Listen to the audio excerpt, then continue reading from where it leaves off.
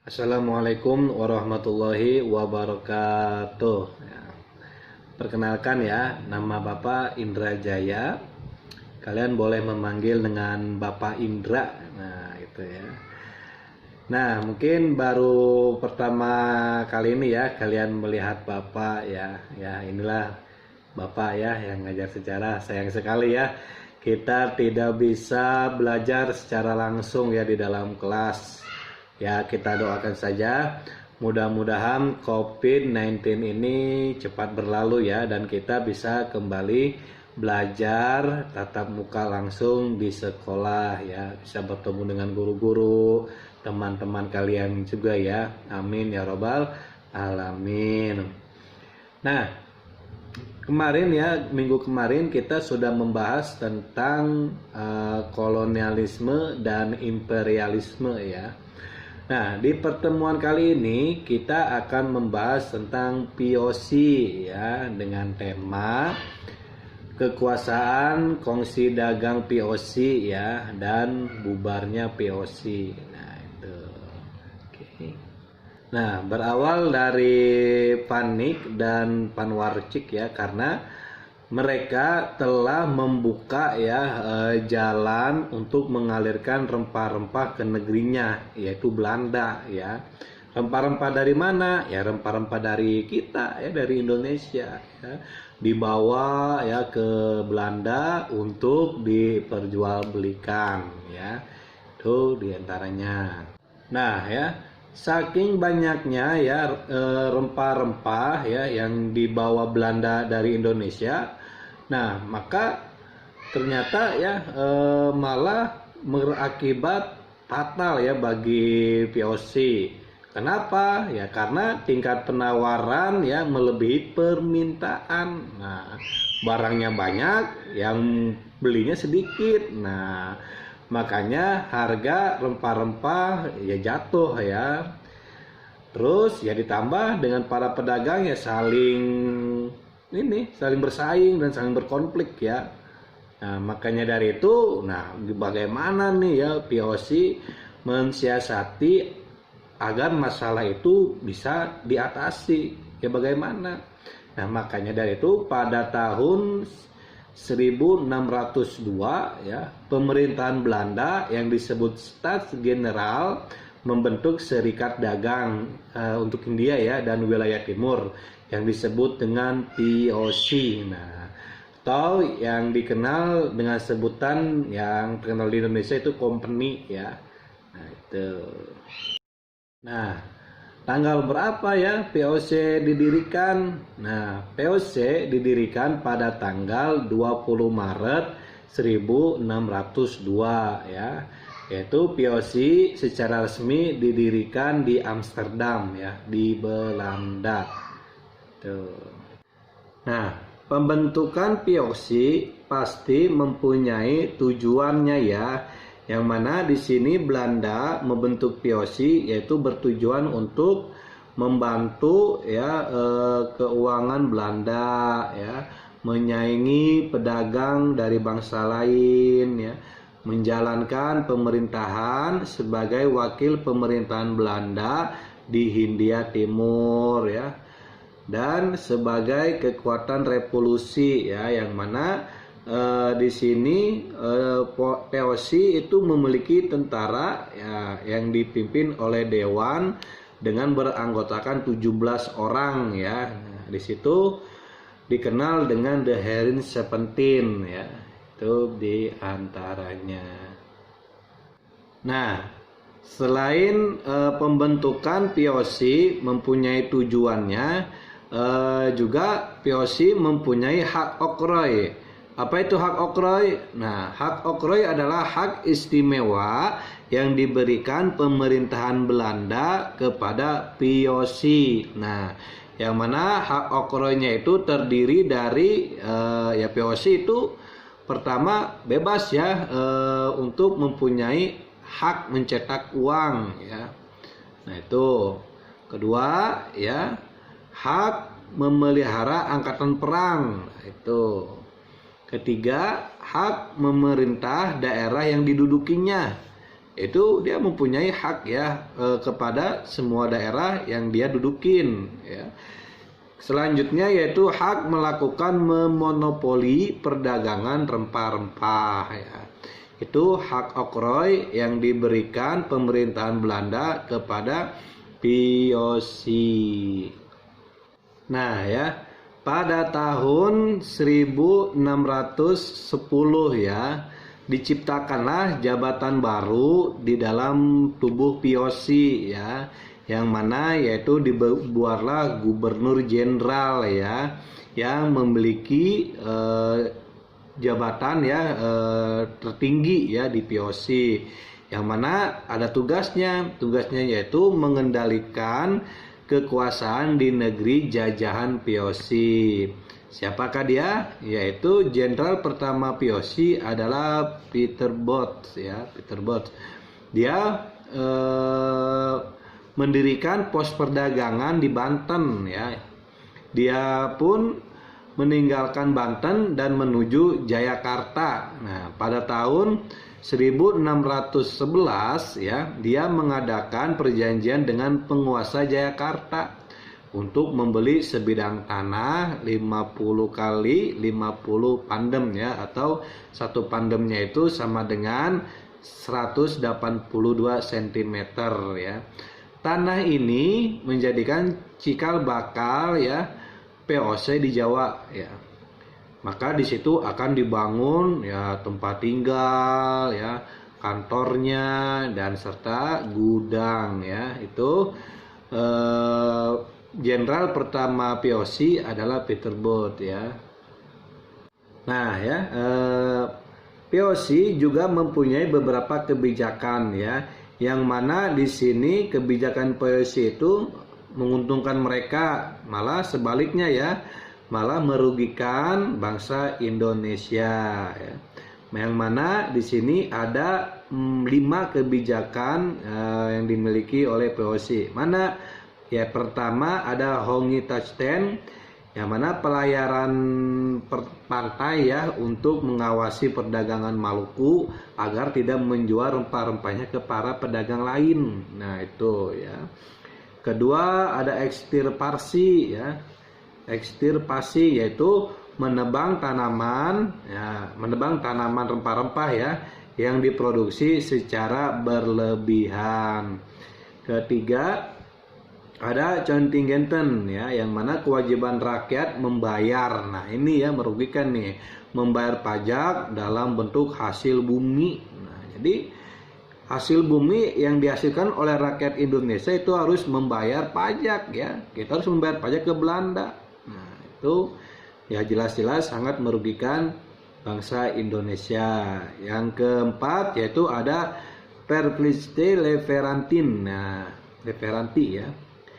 Yang mana kewajiban rakyat menyerahkan pajak berupa hasil buminya. Nah, yaitu jadi untuk membayar pajaknya ya masyarakat Indonesia harus menyerahkan hasil bumi yang mereka garap ya. Ya kalau misalkan kita menanam rempah-rempah ya harus diberikan pajaknya kepada Belanda sebagai alat pembayarannya ya. Yang terakhir ada Vingerstelsel ya, yang mana kewajiban menanam kopi ya bagi rakyat Priangan. Nah, itu beberapa kebijakan VOC. Nah ya, pada awalnya VOC itu dia cerdik ya. Dia itu seperti ini serigala berbulu domba ya. Awalnya baik, tahu-tahu mencekam ya gitu. Ya, dia bersikap baik ya kepada masyarakat Indonesia ya. Mereka diberi kemudahan dalam berdagang ya. Akan tetapi, nah hal ini ya dimanfaatkan oleh VOC untuk memperkuat kedudukannya ya di Nusantara. Yang mana lama kelamaan ya, VOC itu bersikap congkak ya, songong ya, bersikap semaunya ya. Sombong juga, aduh itu pokoknya sifat aslinya Belanda itu keluar ya. Makanya dari itu mereka melakukan pemaksaan ya dengan kekerasan ya dan menimbulkan kebencian ini ya terhadap penduduk pribumi ya. Jadi sifat aslinya POC Belanda ini ya terbuka. Akibatnya ya rakyat Indonesia pasti membencinya. Nah, yang mana ya di saat pemerintahan Zipicuen ya sebagai jenderal yang pemberani ya, kejam dan ambisius ya, serta peletakan dasar penjajahan VOC di Indonesia ya, ini berawal dari Zipicuen ini ya. Dia berhasil menguasai Jayakarta dan mengubahnya menjadi Batavia. Nah, itu ada gambar Zipicuennya ya. Oke. Nah, eksploitasi kekayaan bumi untuk keuntungan pribadi ya, untuk keuntungan POC ya. Dia melakukan dengan cara ini ya. Pertama ya mereka merebut pasaran produksi pertanian ya, memaksa memonopoli. Nah, itu ya. Kedua, kaum pribumi nih, ayo kamu sebagai petani ya, tetapi hasilnya malah dinikmatin oleh ini ya, POC. Mereka melakukan campur tangan, intervensi dengan kerajaan-kerajaan Nusantara ya. Tuh. Berusaha keras untuk menduduki tempat-tempat yang memiliki posisi strategis ya. Itu dengan melakukan adu domba ya. Makanya banyak ya pada waktu itu kejadian adu domba sehingga rakyat Indonesia ya gitu terpengaruhi oleh adu dombanya pihak POC ya Belanda itu. Terus ada lembaga-lembaga pemerintahan ya yang tradisional masih tetap dipertahankan ya, agar apa? Agar bisa diperalat ya, bisa dimanfaatkan oleh POC itu. Tuh, eksploitasi kekayaan bumi Indonesia ya untuk keuntungan pribadi POC sendiri. Nah, selanjutnya ada pelayaran Honggi ya. Pelayaran Honggi adalah suatu bentuk pelayaran serta pengawasan yang dilakukan oleh pemerintahan POC Belanda ya, yang mana mempunyai tujuan tertentu ya, yang mana kenapa diadakannya ya, pelayaran Honggi itu ya ada tujuannya, yang mana tujuannya yaitu adalah mengawasi jalannya perdagangan monopoli yang dilakukan POC Belanda ya. Ya mereka itu mengawasi ya supaya supaya berjalan dengan lancar. Yang kedua, mengawasi perdagangan rempah-rempah yang ada di Nusantara ya, terutama di daerah Maluku. Nah, itu.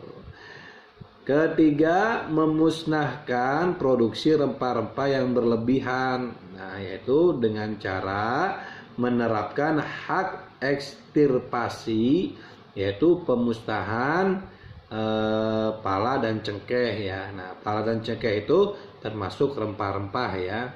Nah, kemarin banyak ya yang kejebak tuh, yang Bapak ada soal di multiple choice ya, pilihan ganda. Itu banyak yang salah itu jenis apa yang dimaksud jenis-jenis ini ya, rempah-rempah ya. Oke, Bapak nanti ini ya hafalin lagi ya.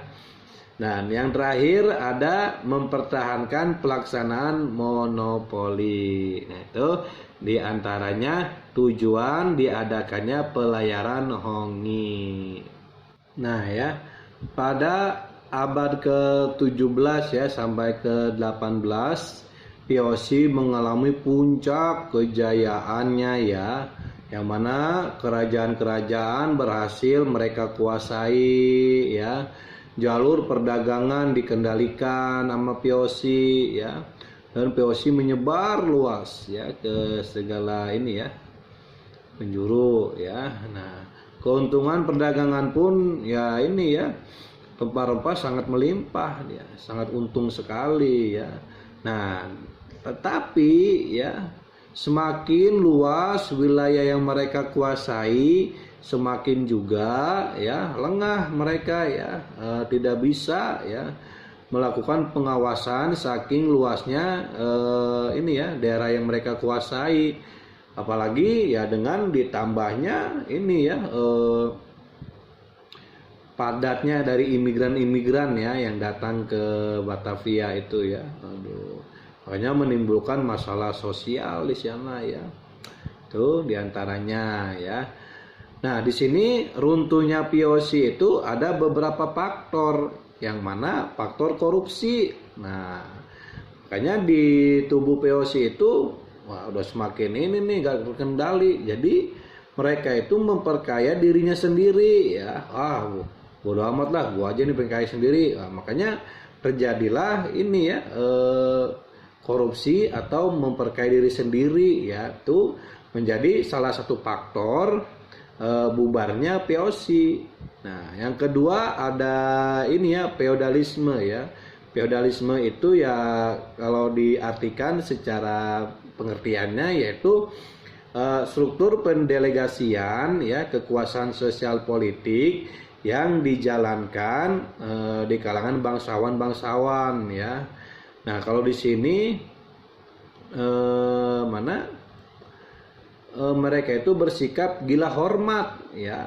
Bahkan mereka mengatur cara penghormatan terhadap pemimpin dan keluarganya, yaitu feodalisme ya.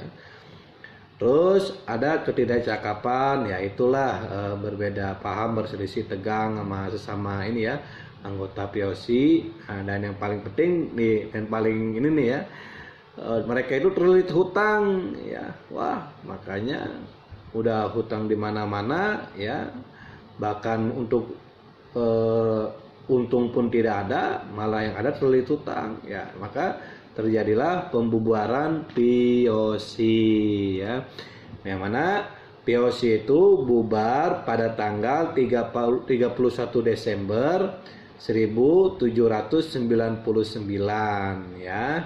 Yang mana semua hutang piutang yang tadi menjadi sebabnya mundurnya ini ya, runtuhnya POC, yaitu diambil alih oleh pihak Belanda. Itu di antaranya materi yang Bapak jelaskan dimulai dari tadi ya, ada dari perdagangan kongsi Belanda, lahirnya POC ya, kekuasaan kesadaran POC dan sampai ke runtuhnya POC ya. Itu materi yang Bapak ajarkan tadi ya. Mudah-mudahan kurang lebihnya nanti kalian bisa mencari informasi yang lain ya, boleh dari internet, YouTube ya. Kalian boleh mencari referensi yang lebih luas ya. Oke, kalian belajarnya harus tetap semangat ya. Mudah-mudahan ya, kita doakan sekali lagi wabah virus corona ini supaya cepat ini ya berlalu dan kita bisa kumpul, bisa belajar bareng di sekolah ya. Itu di antaranya. Kalau dari materi cukup sekian dulu ya. Wassalamualaikum warahmatullahi wabarakatuh.